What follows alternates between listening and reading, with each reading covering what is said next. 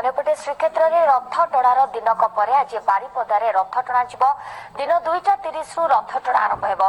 गतकाली रीतिनीति अनुसार चतुर्था मूर्ति रथारूढ़ होते घंटा घंटा वाद्य हुड़हुड़ी सह आदिवासी दृश्य प्रकम्पित हो उठिला समग्र परिवेश। प्रथमे प्रभु बलभद्र पर देवी सुभद्रा को मंदिर पहंडी कर रथ कोड़ा जाइतिला। शेष में झुली झुली रथारूढ़ होते हटिया ठाकुर जगन्नाथ। आज मध्याह्न रथ टणा आरंभ हो। महिला माने सुभद्रा को टाणी नेबार एठारे रही परंपरा।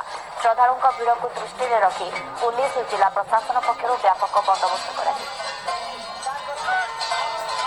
संपर्क में अधिक सूचना पाई फोनलाइन अच्छे आम प्रतिनिधि चित्तरंजन अच्छा। चित्तरंजन, आज बारिपदार रथ टणा हो कि रही माहौल एवं आज दिन तमाम कौन नीतिकांति रही पूरा परिवेश कौन देखुं आज? प्रथमतः कही रखी उत्सव मुपर है सारा सहर सहचंचल है बड़दान जो द्वितीय श्रीक्षेत्र बहुत जो द्वितीय श्रीक्षेत्र बारिपदारे आज हम श्री श्री हरि गणतम जी को घोष यात्रा मने पकड़ा चाहिए। गत काली श्रीक्षेत्र रथ गड़ुला से आम बारिपदा जो द्वितीय श्रीक्षेत्र अच्छी तो द्वितीय श्रीक्षेत्र में पहंडी कर तीन ठाकुर को रथारूढ़ कराई। तो प्रथम अधिष्ठ देवी माँ अंबिका जो ठाकुराणी अच्छा ठाकुर आज्ञामाल नहीं रथ प्रदर्शन तथा छेरा पोहरा कार्य संपन्न कर।